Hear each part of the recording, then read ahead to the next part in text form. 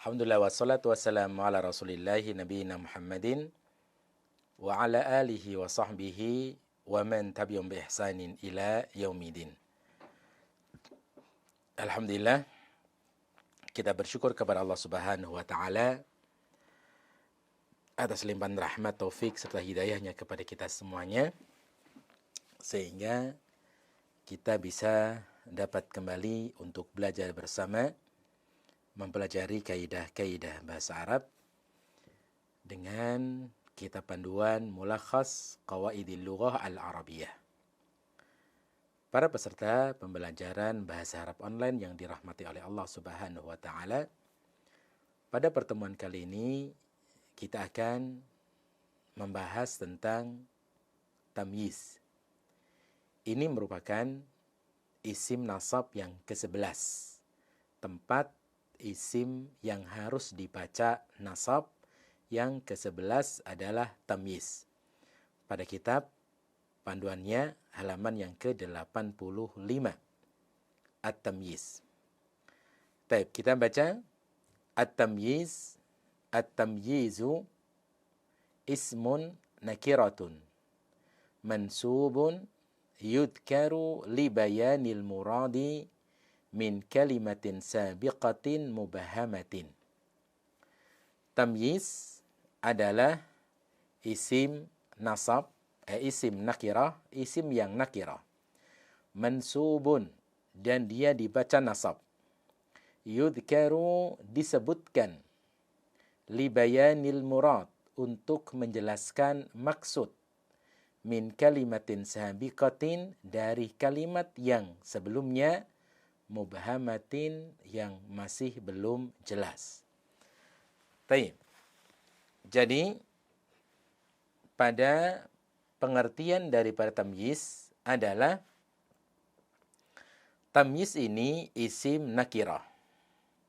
Berarti disebut dengan tamyiz karena dia ini merupakan sebuah kata yang menjelaskan maksud dari kalimat sebelumnya yang masih belum jelas.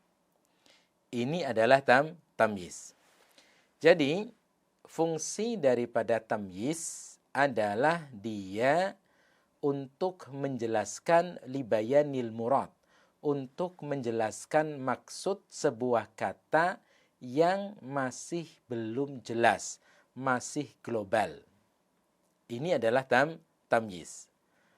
Dan yang kedua, dibaca nasab. Dibaca nasab. Maka dari sini kita bisa menyimpulkan dari pengertian tamyiz adalah satu, dia isim nasab. Yang kedua, keberadaan isim nasab tersebut disebutkan atau datang dalam susunan sebuah kalimat berfungsi untuk menjelaskan sebuah kata yang masih belum jelas, yang bersifat global, masih belum jelas. Taib. Contoh, ketika kita mengatakan, ketika ada seorang mengatakan, Ja'a isyruna. Ja'a isyruna, telah datang 20. Maka kalimat isyruna ini sebuah kata yang mubham, sebuah kata yang masih belum jelas. Kenapa? Karena kata isyruna, angka, ini bisa difahami ke yang lainnya. Oleh karena itu, dibutuhkan dengan adanya tamyiz. Dibutuhkan dengan adanya tamyiz, yang mana berfungsi untuk menjelaskan maksud dari isyruna ini apa. Maka itulah yang disebut dengan tamyiz. Makanya pada kalimat ja'a isyruna ini susunan kalimat yang masih belum sempurna. yang masih belum jelas maknanya. Makanya dibutuhkan dengan tamyiz, isim nasab sebagai penjelas dari kalimat yang masih belum jelas. Makanya pada susunan kalimat tadi kita mengatakan jaa isyaruna rajulan. Jaa isyaruna rajulan. Setelah ada kata rajulan, maka jelaslah maksud dari kata isyruna ini siapa atau apa. Maka rajulan inilah yang disebut dengan tamyiz. Kata rajulan inilah yang disebut dengan tamyiz. Oleh karena itu, jaa isyruna rajulan, rajulan ismun mansubun tamyizun. Kata rajulan, dia dibaca nasab, berkedudukan sebagai tamyiz. Nah, keberadaan dari tamyiz itu adalah yang pertama ismun. Rajulan ini isim, karena bertanwin kata benda. Kemudian nakirah, rajulan ini isim yang nakirah ditanwin, maka dia nakirah. Kemudian kata rajulan ini libayanil muradi min kalimatin sabiqatin mubahamatin. Nah, kata rajulan ini adalah berfungsi untuk menjelaskan maksud dari kata yang masih belum jelas, yang masih mubham. Kata isyaruna inilah yang dimaksud dengan kalimatun sabiqatun mubhamah. Kalimatun mubhamah. Jadi kata isyaruna inilah yang dimaksud dengan kalimat mubhamah.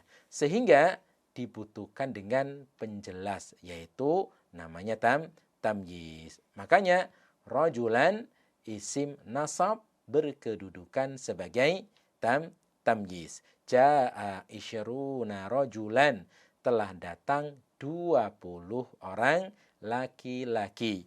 Maka isyaruna marfu'un fa'ilun. Isyaruna rafa' sebagai fa'il, tanda rafa'nya dengan wawu karena mulhaq dengan jamak mudzakkar salim. Kemudian rajulan ismun mansubun tamyiz.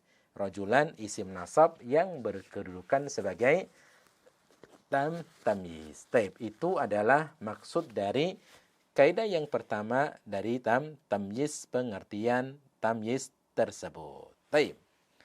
Au bima'nal akhar, atau makna yang lainnya, at-tamyizu huwa kullu ismin nakiratin, setiap isim nakirah mutadhamminin makna min, yang terkandung makna min, libayani ma qablahu min ijmalin, untuk menjelaskan makna sebelumnya yang masih belum jelas, yang masih belum jelas dengan keterangan tadi sebelumnya. Misal, ishtaraitu kintaran qamhan. Ishtaraitu kintaran qamhan. Ishtaraitu ta di situ adalah dhamirun dhahirun muttasilun, dhamir dhahir muttasil, mabniyun ala dhammah, dia mabni dengan dhammah, fi mahalli rafin fa'ilun, dia fi mahalli rafa' sebagai fa'il. Qintaran ismun mansubun maf'ulun bihi, isim nasab yang berkedudukan sebagai maf'ulun bih. Qamhan ismun nakiratun mansubun tamyiz. Maka qamhan inilah isim nakirah yang disebut dengan tamyiz. Saya membeli satu gantang gandum. Satu gantang gandum. Taib. Nah, di situ kata kintaran ini merupakan takaran. Nama daripada takaran. Takaran ini suatu kata atau kalimat yang mubham, yang masih belum jelas. Oleh karena itu, butuh dengan adanya penjelas maksud daripada kintoron tersebut, satu gantang tersebut. Maka muncullah kata qamhan sebagai pembeda antara satu gantang yang lainnya. Maka qomhan, keberadaan qomhan pada kalimat itu adalah li bayanil muradi min kalimatin sabiqatin mubhamatin. Keberadaan daripada qomhan, gandum, di sini adalah sebagai penjelas maksud dari kata yang masih global, yang masih belum jelas. Oleh karena itu, qomhan disebut dengan tamyiz. Baik. Falau kulna, kalau seandainya kita mengatakan, ishtaraitu qintaran, saya membeli satu gantang. Wasakatna, lalu kita diam, tidak meneruskan kalimat tersebut. La yafhamus sami'u, tentunya orang yang mendengar kalimat tadi tidak bisa memahami kalimat tersebut, maksud dari kintaran tadi. Misalnya, ishtaraitu kintaran saja. Ishtaraitu kintaran saja sampai di situ. Fahadihil kalimatu la tufhamu. Maka kalimat ini belum bisa dapat difahami. Yani bi anna sami'a la yafhamu mal muradu bi qamhabikin kintar hada. Maksudnya adalah bahwasanya orang yang mendengar kalimat ini belum bisa memahami maksud daripada kintaran ini apa. Hal ishtaraita kintaran min ful? Apakah kamu itu membeli satu gantang dari ful, kacang? Awil qutna atau kapas? Awil qamha atau gandum? Aw ghairaha atau yang semisal dengannya? Wadhalika, karena li'anna kalimata kintaran, karena kata kintaran mubhamatun, kalimat kata, sebuah kata yang mubham, yang masih global.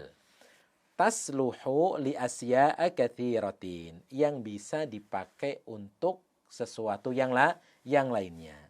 Falamma kulna, maka tatkala kita mengatakan qamhan setelah kintaran, mayyazna, maka kami bisa memaksudkan, membedakan al-murada minal kintar, maksud daripada kintar. Jadi bahwasanya kalau kita melihat dari keterangan musannif di sini, insya Allah sudah jelas, sudah gampang, sudah gamblang maksud daripada makna tamyiz tersebut. Oleh karena itu di sini kesimpulannya adalah bahwa tamyiz ini adalah berfungsi untuk menjelaskan sebuah kata yang masih belum jelas. Salah satu contoh gambarannya tadi, angka. Angka ini merupakan sebuah kata yang masih belum jelas, sehingga butuh penjelas. Atau kalau kita katakan angka ini sebuah kata yang masih mubham. Yang masih mubham. Yang masih mubham bisa difahami ke yang lainnya, sehingga butuh maksud dari kalimat tersebut. Contoh yang tadi awal kita katakan isyruna 20. Contoh lagi misalnya akhadtu thalathina. Saya mengambil 30. Ketika orang mengatakan, memberitakan kepada kita, akhadtu thalathina, saya mengambil 30, tentunya orang yang mendengar kalimat ini tidak bisa memahaminya dengan baik. Kenapa? Karena thalathina ini butuh penjelas. Maksud dari 30 ini apa? Kenapa? Karena thalathina, akhadtu thalathina, aku mengambil 30, kata 30 ini bisa dipakai untuk yang lain.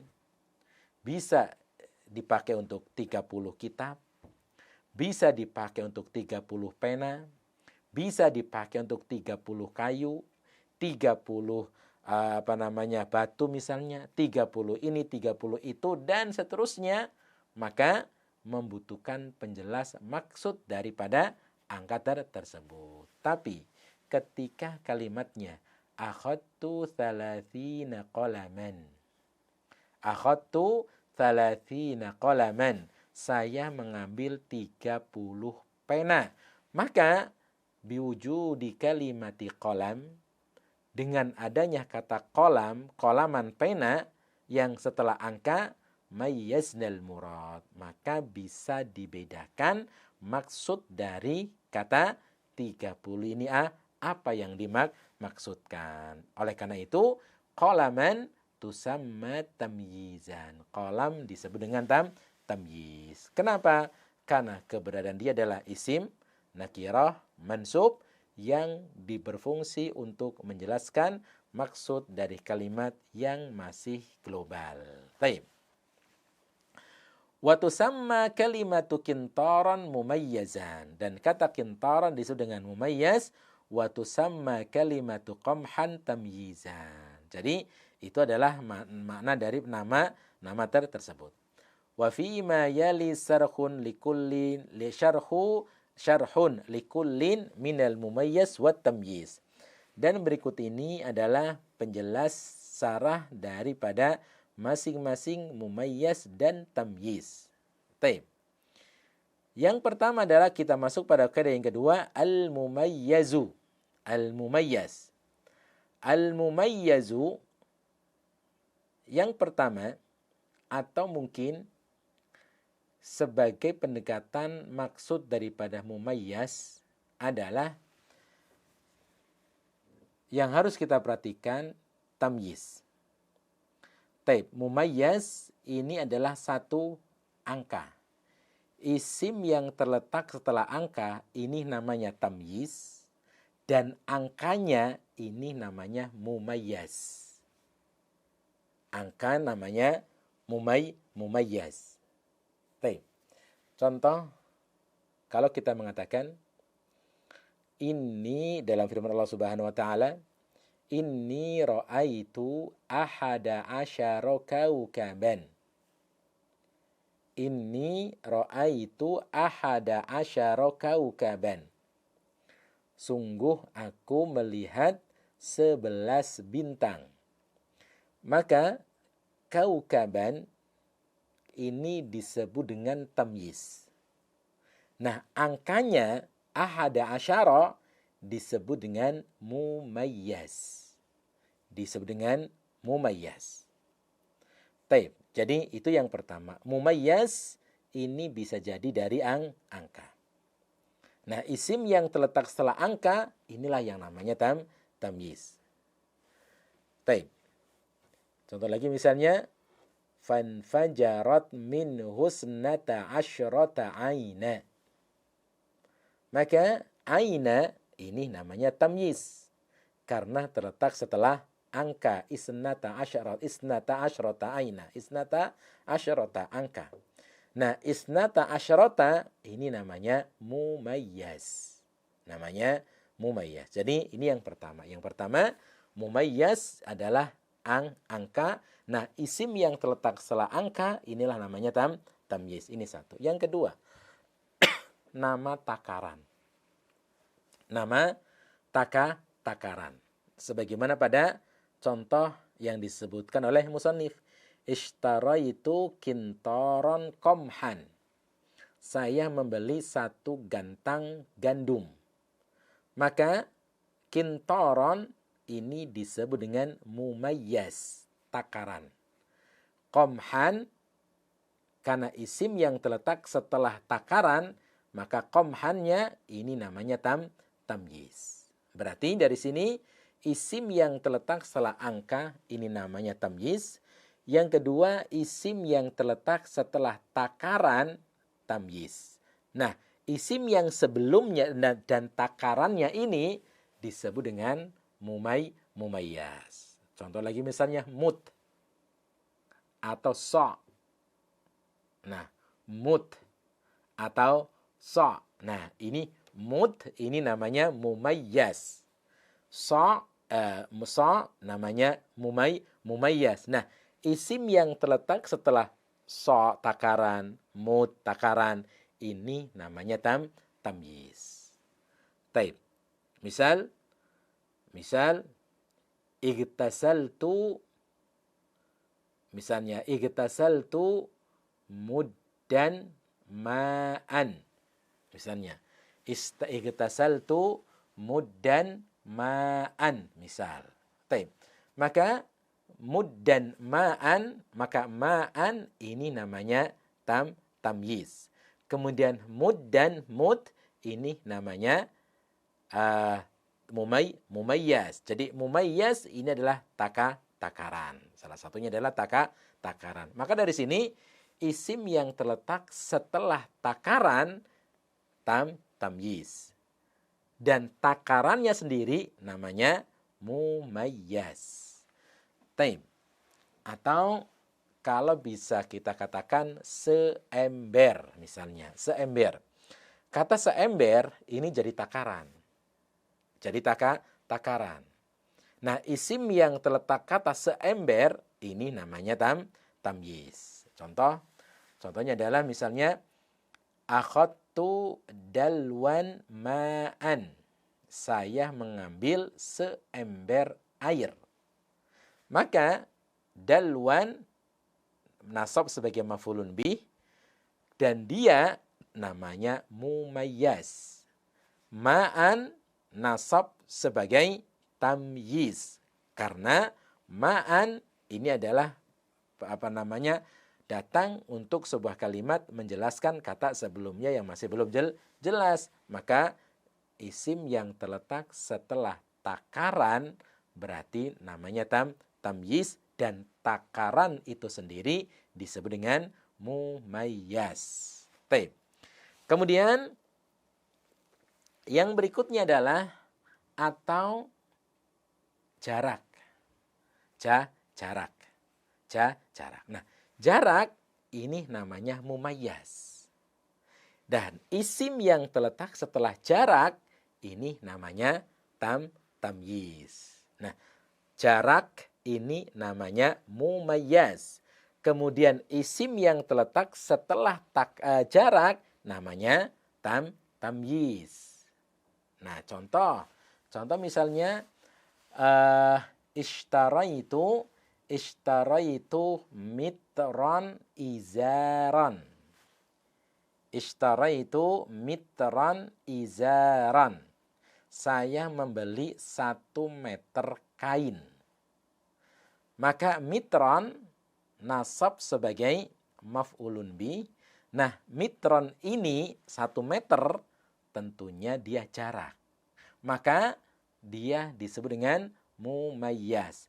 Izaran kain disebut dengan tamyiz. Disebut dengan tamyiz. Maka dari sini kita bisa menyimpulkan yang pertama, isim yang terletak setelah angka disebut dengan tamyiz.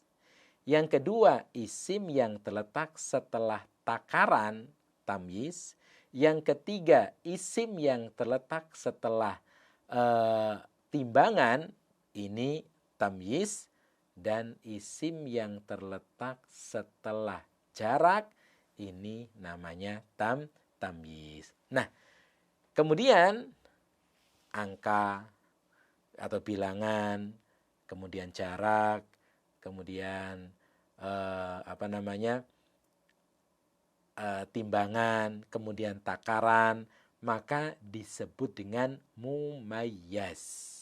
Disebut dengan mumayyaz. Maka tamyiz dan mumayyaz. Jadi itu istilahnya. Maka di situ yang kedua adalah al-mumayyazu. Insyaallah bisa difahami. Al-mumayyazu. Yang pertama adalah al-mumayyaz. Al-mumayyazu. Al-mumayyazu naw'ani. Mumayyaz ada 2 macam. Yang pertama adalah mumayyazun malfudun ay madhkurun fil kalam.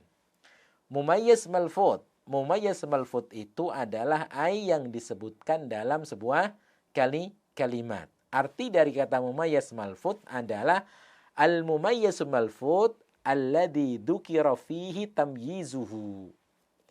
Mumayyaz malfud itu adalah yang mana tamyiznya disebutkan dalam sebuah kalimat. Jadi ada tamyiz, ada mumayyaz. Nah, kedua istilah ini ada dalam satu kalimat. Maka disebut dengan mumayyaz malfud. Mumayyaz malfud itu adalah al-mumayyazu alladhi dzukira tamyizu. Mumayyiz malfud itu adalah yang disebutkan tamyiznya pada sebuah kalimat. Taib. Nah, contoh di sini adalah wa yakunul mumayyizu malfudu, dan mumayyiz malfudnya satu isma waznin, nama timbangan yang tadi kita sebutkan bahwa nama timbangan ini namanya mumayyiz. Nah, isim yang setelahnya namanya tamyiz. Nah, kalau disebutkan tamyiznya berarti nama timbangan ini disebut dengan mumayyiz malfud. Contoh, istaraitu dirhaman dhahaban. Istaraitu dirhaman dhahaban. Saya membeli 1 dirham emas. Maka dirhaman mansubun maf'ulun bihi, dhahaban sebagai tamyiz. Kenapa dhahaban sebagai tamyiz? Yang pertama, dia isim nakirah nasab, kemudian datang dalam sebuah kalimat untuk menerangkan maksud dari kalimat dirham. Nah, kata dirhaman ini wazan, nama timbangan. Maka dirhaman disebut dengan mumayyiz. Mumayyiz apa? Mumayyiz malfud. Limada? Li'anna tamyiza madhkurun fil kalam. Karena tamyiznya itu disebutkan dalam satu kalimat. Saya membeli 1 dirham emas. Atau contoh lagi misalnya hadza jiramun dhahaban. Hadza jiramun dhahaban. Hadza fi malirafin sebagai mubtada, jiramun marfu sebagai khabar, dhahaban mansubun tamyizun. Dia nasab sebagai tamyiz. Ini 1 gram emas. Karena jiraman ini merupakan wazan, timbangan. Nah, jiraman ini yang disebut dengan mumayyiz malfud. Kemudian dhahaban disebut dengan tamyiz. Kenapa? Karena dia terletak setelah timbangan. Kata timbangan itu sendiri adalah disebut dengan mumayyiz malfud. Dengan mumayyiz malfud. Taib. Kemudian contoh yang berikutnya adalah au ismakilin, atau dia nama takaran. Nama takaran disebut dengan mumayyiz. Misal, ba'al fallahu irdaban qamhan. Petani itu menjual 1 gantang gandum. Hampir sama dengan kintoron tadi. Maka irdaban mansub sebagai maf'ul bih, qamhan nasab sebagai tamyiz, karena qamhan terletak setelah takaran, dan irdaban nama takaran disebut dengan mumayyiz malfud. Kemudian au isma masahatin, mumayyiz malhud isma masahatin, nama jarak.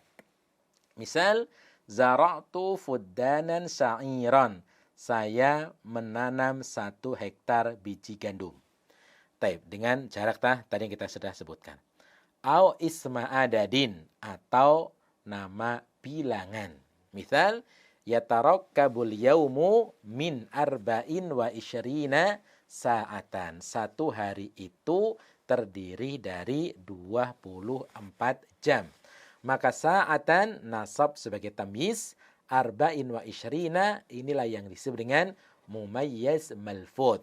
Kenapa? Karena disebutkan tamyiznya dalam sebuah kalimat. Maka kesimpulannya di situ para peserta yang dirahmati Allah Subhanahu wa taala, maka mumayyiz adalah 1 nama takaran, 2 nama timbangan, 3 nama jarak, yang keempat adalah nama bilangan. Itu namanya mumayyiz. Dan isim yang terletak setelah takaran, isim yang terletak setelah timbangan, isim yang terletak setelah jarak, isim yang terletak setelah angka atau bilangan, maka disebut dengan tamyiz dan mansub.